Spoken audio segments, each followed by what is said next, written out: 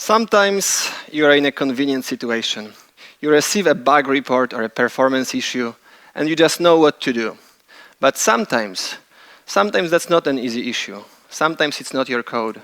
Sometimes this code is strong in concurrency, and you just don't know what to do.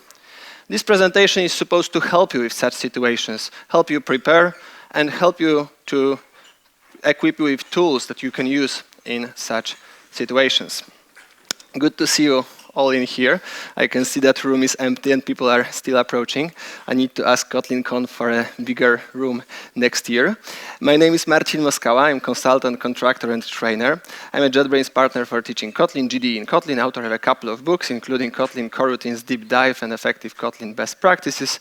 I'm currently working on a project that I'm very passionate about, the Coroutines Mastery, but I won't tell you about it. I have a feeling you will hear about it soon anyway. So the roadmap for this presentation is simple, but this presentation will be very dense. I will start from the observability for coroutines, then I will move into debugging coroutines, and then I will talk about measuring and optimizing performance. In some places, it might look like an introduction. In some places, it may look like an more advanced techniques. This is because I would like to give you a proper overview, and I would like to address you to both those who are starting their adventure with performance measurement and improving observability and debugging, and to those who are willing to be really good in that. I will also address it both for Android and backend developers, and I will of course concentrate on things related to Kotlin coroutines, because there are other presentations about things related to coroutines in the internet. I would like to start by saying that debugging is a process, and using a debugger is the last part of this process and probably one of the least important ones. Debugging as a process of finding and eliminating bugs starts much earlier, and the most important tool for debugging is, surprise, surprise, logging. Logging, properly used logs should give us a good understanding on what's going on in our system. They tell a story. When you are reading them, you can see what's going on there. But even more importantly, when you have an exception, thanks to logs, you can see what led to this exception. You can see in what situation exception happened and what happened before the exception. Of course, operating on logs would be impossible if you just collected them in a file. Instead, in backend systems, we send them to aggregators like Kibana, where you can appropriately filter them, search them, display them, and this way you can work with logs and understand the circumstances where exception happened. What about Android? Technically speaking, it's possible to have a similar thing. There are services like Datadog, or recently Sentry introduced a similar feature. But, well, we don't send that much logs on Android. Sending logs is heavy. We need to send them via public network, drain battery, drain network usage. It's not the most efficient way of understanding our users' usage. Instead, in Android, it's standard to use services like Firebase and Sentry that has a very important feature, breadcrumbs. And breadcrumbs is a set of interactions that user made with an application before the crash, and those interactions can include logs. In a complex systems, those logs are essential to understand what's going on. There are other tools, of course, here as well. You can have screenshots or even video on Sentry, but those logs, in the bigger system is, the more important logs are. Especially since stack trace in coroutines is nearly useless. If you have a code like this one, when you start a coroutine that starts function, you observe its stack trace, only the last function will be visible because of how coroutines are constructed. There is a stack trace recovery option that you can turn on with the system property that will be a little bit later, but first of all, not much. Second of all, doesn't work on Android. There is a promise from the debugging team to improve that, to finally have good stack trace. I'm waiting for that. I know that Alexi, who is working on that, is in here, so he will hear another voice about it. So a few hints for using logging in systems that are intensive in Kotlin coroutines. If you have problems with coroutines not starting or behaving starting differently than you would expect, it is very useful to log when you start coroutines. and when you finish them. But also do not go crazy with that. Logging is not for free. Those logs need to be added, they need to be sent. This is cost. A few other hints that might be useful in bigger system. The first one is to consider naming coroutines. It's rarely useful, but in some systems it can be very useful if you do not understand too well how coroutines are executed and interacting. Giving meaningful names, especially parameterized names, can be helpful, and those names, of course, can give a better context if we attach them to logs. Another data in logs give us another thing for analysis when we then try to understand how our system works in the filters and searches in Kibana, for instance. Another thing that is useful in big systems heavy in coroutines is adding coroutine ID. If you use this debug flag, then it will be added by default. It's a context that is just giving a unique ID to every coroutine. It is used by default in debug mode. You can also use it on production. It's not an expensive feature. It's rather lightweight, and it can also be logged. This helps you if you have execution of two coroutines at the same time, and you see logs from both of them. This helps you distinguish if this log is associated to this execution or to this execution. Then on Kibana, you can, of course, search appropriately and see only execution of the same coroutine. In general, you can pack anything into context that you want. In backend, it is a relatively popular practice to define some kind of a context to store a data about request, about the user who made a request. This is an example of how such a context can be defined. A couple of lines and that's enough. Then you can put it and it will go down to all the coroutines started by this coroutine. You can add it using with context. Here's a simple example. And this is an example of how you can read values from this context. This applies to previous slides as well. If you want to, the simplest way I could find to read values from context and include them in logs is just to define a wrapper functions, like a wrapper over your logging library. It's generally good to have a wrapper over your logging library because we sometimes change them, especially on Android where there is no standard API. And so this wrapper that can be a suspend function where you can find a context and out of it read appropriate property, append it to every message to give some additional context. Of course, on backend, the standard from the past is using MDC values. Those are values attached to a thread. They do not work with coroutines because coroutines run on multiple threads. The same coroutine can start on one thread, resume on another, then resume on another. So MDC just doesn't work right unless you use this MDC context. But it needs to be understood well, so please read documentation well before using it. MDC context captures current values from MDC and attaches to the threads. But whenever you modify MDC, you need to set MDC context again, otherwise it won't work right. Okay, the last thing is using coroutine exception handler that is not used in many systems, but in some systems it can be very useful. On backend, there's a relatively simple story. On backend, we might use a coroutine exception handler to attach some extra information to our exception, just as what I showed you before. For instance, to read something from context and attach it. It's absolutely not necessary. All libraries, all logging libraries will collect exceptions anyway and display them in logs.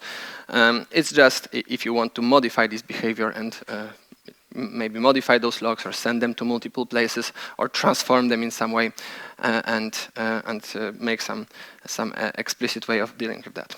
On Android, it is much more controversial topic because on Android, if you do not use a coroutine exception handler, there is a default exception handler used, which breaks your application with every exception. This is an implementation of offensive programming. It is supposed to make sure that no exception in your application is unnoticed, that the developers notice all the exceptions. I don't know, maybe it's a good default, but definitely many applications do not like it. It's not the best user experience if any mistake anywhere breaks your whole application. Maybe some products prefer to silence that, to not include user into this process and just make sure it is sent and handled silently by the company. In such cases, coroutine exception handler is set. Coroutine exception handler also can be added to attach some extra knowledge to the exception. Especially one practice that I found useful is including an information about the view model that started the coroutine. You see stack trace doesn't include that, but if you define a coroutine exception handler in a base view model, capture current view model name, you can attach it to the result, to the error, and then you have some extra information about the exception, not only the nearly useless stack trace, but also the view model that started this coroutine. So, debugging process, in my opinion, has three essential steps. First, we should observe and analyze. This is where logs and system for analyzing logs are useful. When you understood how it happened that the exception, that the problem occurred, the next step is to reproduce it. Of course, you can reproduce it manually, but I believe for every serious problem, you should reproduce it with a unit test, or test in general.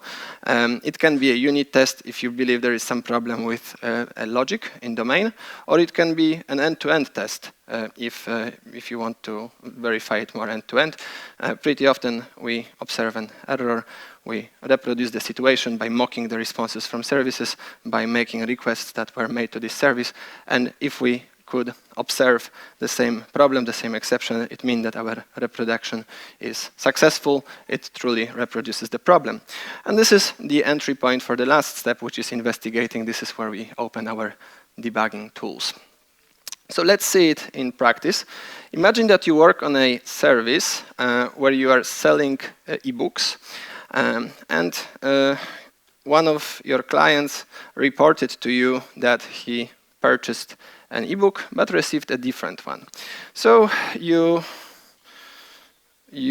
implemented a test that is reproducing his usage. You implemented a similar request with an ebook in some language. You called a function. This is a very basic unit test. I could have made an end-to-end test, but this is a simplified example. And you wrote what you expect. This test is failing, what shows that your reproduction is successful and is failing the same way as the user reported the problem. So now we can start debugging it. And of course, the most basic tool for debugging is using breakpoints. We can locate it in whatever in our code. Then our code stops with execution at this point. You can use multiple breakpoints. So I can jump over there. I can also use step over to go into another line. Step into to go into a function, step out to get out of the function, and my favorite, run into cursor. So if I want to go into a specific place that is later. A very important thing is that right now in new IDE, there was a significant improvement made that if you have multiple coroutines running, I will show you another example. Here I'm also starting a create order, but on multiple coroutines. If there are multiple coroutines running, of course, if you have breakpoints, all those coroutines will be caught by those breakpoints. I will start it again. All those coroutines will be caught by those breakpoints. So if you observe this argument in here, you will see that every time, when I go into another flag, every time it is a different one. Yeah, it is changing constantly. Because every time I'm starting it, it is a different coroutine, and multiple coroutines are catching on the same breakpoints. So having multiple breakpoints, not very useful when you have a lot of coroutines doing the same process. However, right now, step over and run into cursor, both guaranteed to run on the same coroutine, which is great. They are just skipping other coroutines execution and guarantee that the same coroutine will be there, so the same add order is used. Okay, getting back to our original problem, I will place flag in here at the end of the function. This is what I often like doing, to first go to the end of the function and observe what's there. Now I can observe the state of all the variables. That might surprise some of you, because this is not how it probably is in your code. In most nowadays, typically all the variables are optimized out. In here I can see all the variables, which is of course much better because I'm using Kotlin version 2.2, since this version in the debug mode variables are not optimized out, which gives us a better debugging experience. If you need to use an earlier version of Kotlin, you can use this -x debug flag that will give you the similar result, but it is dangerous because it shouldn't be used on production because it causes memory leaks on production. So the current solution, default solution, is definitely an improvement. Okay,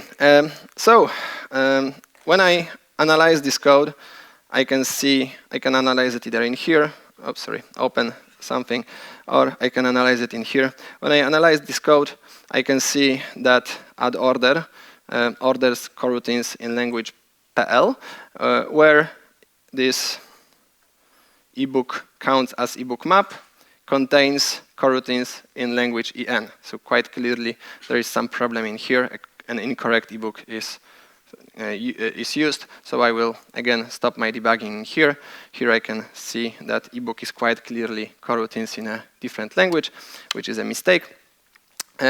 Let's see how come. I will evaluate this function in the debug mode. When I evaluate this function, it's like calling this function from the place where I stopped it. If I modify the state, it will remain modified afterwards. So I can call this function, see what's the result. The result is coroutines language EN. This is, of course, incorrect. Why is it so? I can experiment a little bit. It, of course, refers to this ebook count. It key is the same as ebook key. Yeah, so this matches. The problem is, of course, that the language does not match. The language is, of course, different. So that's false. So maybe there is something wrong with this function. Let's see what parameters do we have in here. And we can quickly discover it also have parameter for language. Let's see what would happen if I would provide a language. If I provide a language, an appropriate ebook is returned. So the book is identified not only by key, but also by language. I should also correct this function because that's a very confusing default value. And when I start my code right now, it works better. One more tool before we finish that, a bit more related to Kotlin coroutines. I will debug another function, another day, another problem. User purchased some ebooks. He received an email with no ebooks. So let's see what is the problem. This time I will debug this second function that starts coroutines asynchronously. That's not the test I wanted to start. This is the test I wanted to start. And previous debugging session could have been stopped. Okay, so right now I can see the logic in here. I placed a breakpoint. There is no many variables to analyze, so that shouldn't be my point of analysis. Instead, I should think about the coroutines. I'm starting a bunch of coroutines in here. Those coroutines are confirming order, creating ebooks, generating them, adding them. I made a stop at the place where I should send email to a buyer, and let's see what's the state of those coroutines. So in the debug mode, you also have those useful tabs. One of them is coroutines. By the way, another one is memory. That can be also very useful to see how much memory different things take. But I will concentrate on coroutines right now. In here, in jobs, you can see all the coroutines that are there. Let's see that in the test case, I'm having this background scope. This is the scope that is used there as a background scope. On this background scope, I use run test. This is the run test, I believe. On the background scope, I'm using this launch. Okay, this is the launch. That's quite clearly that. In this launch, I'm starting a bunch of coroutines. So those are the coroutines that I've started. By the way, if I wanted to confirm that, another hint for debugging coroutines is that in any suspending functions or in any coroutine, you can always relate to a context. So here, I can always refer to coroutine context. And out of this context, I can find coroutine ID. Okay, and since I'm in this launch, I should see what's the ID of the current coroutine. This ID is coroutine free. So I'm looking at coroutine with the name coroutine free. This is the name, so quite clearly this is the launch I'm looking for. And it clearly has a bunch of launches. One is this one, the others are those one. What is their state? I can open here. If they were started, I would see their stack trace. As you can see, they have no stack trace. They are all just created. They haven't ever been started, which means I'm trying to send email, but those have never been started. No wonder email doesn't include the ebooks. There are two ways I know to solve this problem. I can either synchronize it with coroutine scope that awaits children completion. That's a simple but useful technique that will make sure that those coroutines are finished before this process is started. A bit more, let's say, basic or primitive approach is to create some job for this one. Maybe I should name it better, but for the sake of simplicity, I will just name it job join. Here, join all. That could be also useful in here. I'm making sure that all that is finished before that. By the way, if you analyze it very, very deeply, you'll see that here we create purchased ebooks that should probably happen before adding generate purchase ebooks to the same object. So I could even make it a little bit more complicated and make this process make sure that we await for this process to be finished, and that would be a perfect implementation. Okay, so moving back to our presentation. There are other tools that can be used, but they are useful in more complicated examples, and I just couldn't include them in this simplified demo. There is a parallel stacks for Kotlin coroutines in Debugger that shows you not only stacks of coroutines and also relationships between them. By the way, the stack trace of coroutines is much better in the debugger because of the async stacks that is showing you that is creating a virtual stack that is way, way better than the result stack trace. Another useful tool is debug agent. Rarely useful. Useful in some systems if you have lots of coroutines and you have trouble managing them, understanding them. Debug agent again. If you have a lot of coroutines, you don't know what they do, how they relate. Debug agent can be useful. You can install it, then you can probe it, you can print all those, but printing is, well, maybe not that easy to understand. But you can also just bump them and programmatically iterate over the tree of coroutines and analyze what's going in your application. That can be useful in very, very big systems with lots of coroutines. Please do not use it on production because it waits, and that doesn't work on Android runtime, but it can be used in a local run in unit test or local start of some Android components. Now, there will be more about debugging coroutines in Kotlin mastery. Moving to the last section about performance. What about measuring our applications? Regarding backend, we have a very well-established tools for measuring backend systems. My favorite library for measuring is Micrometer. It's a very, very powerful library that collects all the measurements of our application. Then sends it to an appropriate collector, and we can display it with this very popular tool like Grafana. Grafana gives us great, beautiful graphs, and it's very well configurable. There are some properties that are tracked out of the box if you integrate your Micrometer with your network frameworks. Things like request latency and error rates are, of course, some absolute basics to be tracked, but things that are more related to Kotlin coroutines is CPU usage, thread pool usage, and to some degree disk and network I/O as well. Regarding custom metrics, we set them as well. We very much like measuring Q-length, especially in systems that are heavily using flows. But also cache hits and misses, open connections, execution time of specific functions if you have something that you consider might be heavy, you might measure that to track how much time it takes overall. There are also some business metrics. Those shouldn't be neglected. There are even some systems that are set up in the way that if after releasing a new version, business metrics go even slightly down, there is automatic deployment of the previous version. That's a very nice security mechanism, but we won't discuss those in here. Just a few examples of how we can measure coroutines on Flow. It is a very important part of flows is using buffers because flows are called by default. So, it can cause a strong dependency between the receiver of data and the producer of data. Producer might be waiting for receiver, receiver waiting for a producer. Flow is making another coroutine, making those two independent. But buffer has limited size to avoid back pressure.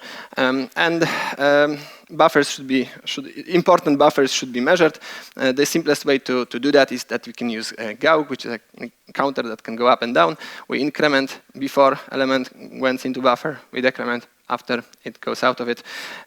This can reach a value above the buffer because the waiting element waiting to get into the buffer is also counted. Why do we measure that? Because if our buffer is often full, and especially if our buffer is nearly always non-empty or not having small number of elements, then you probably have a problem. You should investigate why is it so. Another example is measuring the number of flow observers. It's a popular technique when you need to observe something and you think there are many coroutines that might be observing this thing. You are using share in to have only one observer that is used by multiple flows. We might measure the number of such observers because if this number never goes above 1, then this sharing is pointless. How about Android applications? Technically speaking, there are tools that can be used to have similar measurements on Android. However, they are not very useful. We don't really know what Android users are doing on our applications. Those measurements are not that useful. We also do not measure the same things in Android that much. We have some basic tools and metrics given us by Google on Android Vitals, performance, Firebase performance monitoring. There is also the JetStats library if you want to count number of missed frames. That should be perfectly enough for what you want to measure in your users. If you want to go above that, many companies go above that. They rather implement performance tests using macrometer, sometimes micrometer, and testing that on real devices. As I go from company to company, I can often see those phone farms that are testing things constantly. Of course, setting such a thing up is quite expensive. It's quite hard, and many companies use external services that already provide an infrastructure. My favorite one is SmartDust that gives you that also have some farms, but it also has phones all around the world. Like basically, if you have a phone that you don't use, you can connect it to the internet, install their software, and make money on allowing people to test things on their device. So you can test something in, I don't know, India or South Africa, on Xiaomi, on specific Android. They have such a big farm of devices that you have a huge amount of options. Okay. And finally, stress testing. Quite clearly, we have some specific tools for stress testing. I just mentioned macrometer and micrometer on Android. We also have benchmarking tools. But if we optimize locally, we pretty often implement those simple stress tests first, at least when we test logic or backend services. Because it's just easier to profile and analyze it. A simple stress test can use just like a regular test. If you want it narrow, you can make something similar to an unit test. You make fake repositories and services. You prepare some fake data just in big amount, yeah, and then you handle this data while measuring that. Yeah, so here I created a big number of requests, 100,000 requests, and I'm calling create order for each request, and I'm measuring time of that, and I'm also confirming order, awaiting completion of all those tasks, and I'm also measuring that. This is a very narrow test. It's measuring only those concrete functions. In my experience, especially on backend, we more often make this end-to-end test. When you start a service locally, you send requests on localhost. If you also want to measure database, you can also start a database locally and connect to it localhost. So it all depends on how much do you want to measure, how much do you want to mock.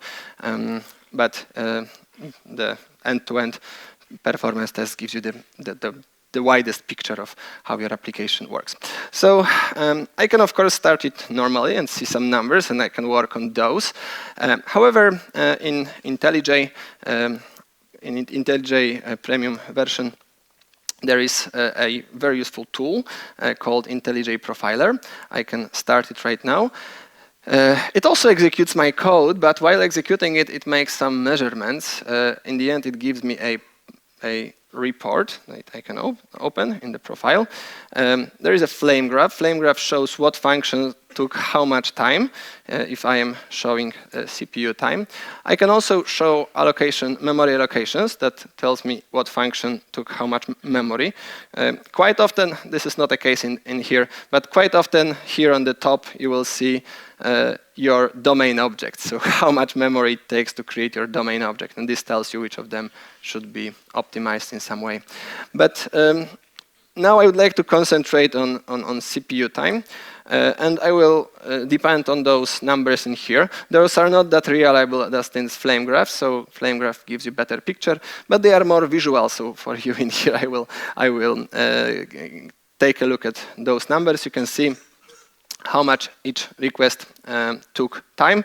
And among those requests, there is one clear winner. The create order is clearly taking much, much more time than anything else. So let's take a look what takes here that much time. Again, you can see that those things take very little time, but this function takes a lot of time. So let's go inside of it. Again, most things are very, very cheap, but here we have tax multiplier that takes vast majority of time.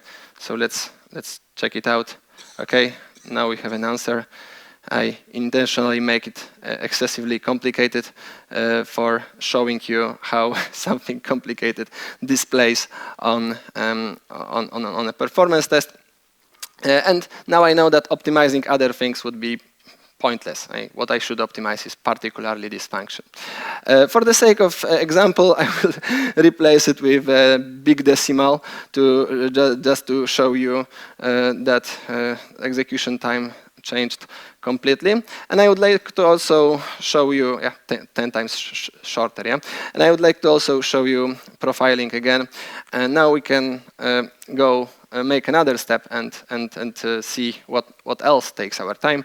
So you can see this is not that slow anymore. Actually, everything here is quite fast. I would need to be very, very picky to try to optimize here anything. In this function, the only thing that truly waits is starting coroutines. Yes, coroutines are not for free. Here I started 100,000 coroutines, another like couple of them per each request, so hundreds of thousands of coroutines. That is, of course, that's lightweight comparing to thread, but that's expensive comparing to such simple things like calling a function or a very simple collection modification. Okay, so this is a report. I hope that was a helpful introduction that will give you a starting point for your own experiments with profiling and measurements. Just one more thing, please. Before, always measure execution time and CPU usage and memory usage before and after your optimization. Quite often, optimizations that look very good on paper you believe should be helpful are not helpful, or even making your code worse. So measurement is basis for any kind of optimization. Now a few hints from my side regarding optimizing coroutines. An important part is, of course, a usage of threads. I hope that you know that coroutines are not lightweight threads. Coroutines are a lightweight abstraction that runs on top of threads, and dispatchers are the managers. A coroutine, when it gets resumed or started, it goes to a dispatcher and asks, hey, dispatch me, start me. And dispatcher checks if it has an available thread, I mean, a limit for starting or using another thread. If it has it, it is starting this process on another thread. If not, then this coroutine goes into queue. Yes, coroutines can wait in queues, waiting for threads. And if you have such a situation, that is typically problematic.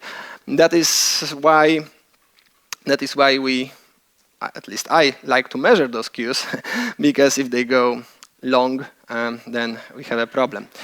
Can we measure those queues? The size of those queues, the number of elements in queues, are not exposed via any public API. That means they cannot be referred without reflection. But I won't show you how to do that, because we are in Kotlin, someone could tell me a few unpleasant words. I will just tell you that if you are using a dispatcher made out of an executor, what I've noticed many backend systems do, then you have such data displayed in a toString that can also be used.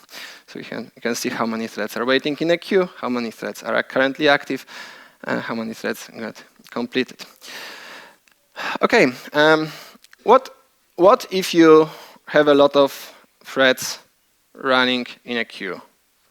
That depends what dispatcher it is. If this is a dispatcher default or dispatcher main, then you have a problem. Most likely, you are making blocking operations on those dispatchers. In such a case, you should use IO dispatcher for blocking operations. You should track down all the places where you have a blocking operation, like reading on a disk, and wrap it with dispatcher's IO. This practice is, of course, very important, but every important practice can be abused. I can see it abused quite massively in Android projects, people wrapping all the operations that are using some external repository, wrapping them with dispatcher's IO, which is also not a good practice, because if you're calling a suspending functions, you do not need to wrap it with dispatcher's IO. It won't be it shouldn't be a blocking function. This changing a dispatcher is just an unnecessary load on your system that's not free. So in such a case, it's not needed. So it can be confusing. Where should I use dispatcher IO and shouldn't I use it? There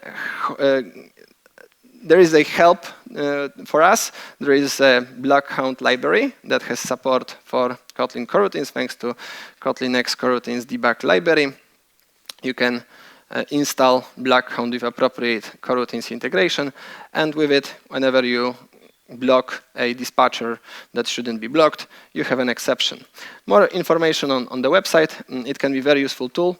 Only use it in debug mode, do not use it on production, and if you have a bigger system, prepare for some false positives from libraries.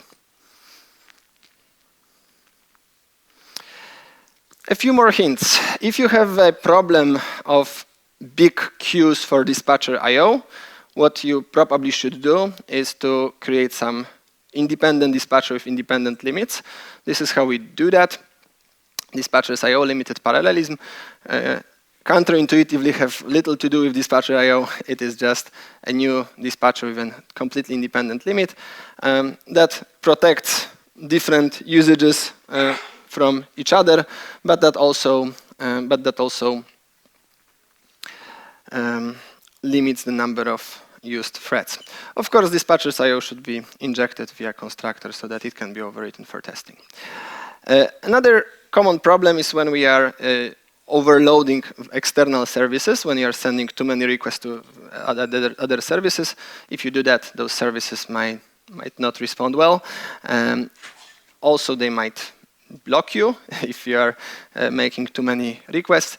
They might treat it as a DDoS attack and block you. To prevent that, we should use some rate limiters. The simplest rate limiter can be implemented with a semaphore. This limits the number of requests at the same time. If you want a more complicated rate limiter, I have had really great experiences with Resilience 4J. It can be configured for, let's say, number of requests per minute, which much better adjusts to the requirements of many modern systems.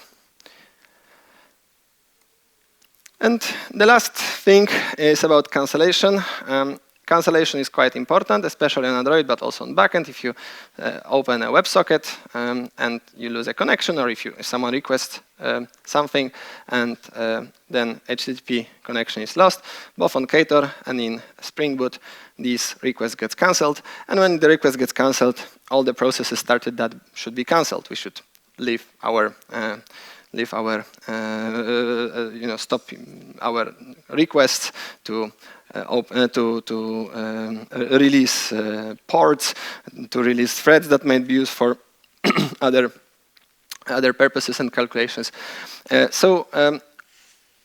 For calculation to work correctly, we need to preserve structured concurrency. What is preserving structured concurrency? What happens? What will get cancelled if this function fetch and process user profile gets cancelled? Of course, all the suspending functions will get cancelled. Cancellation goes from suspending function to suspend function. All the coroutines starting on the same scope also will get cancelled.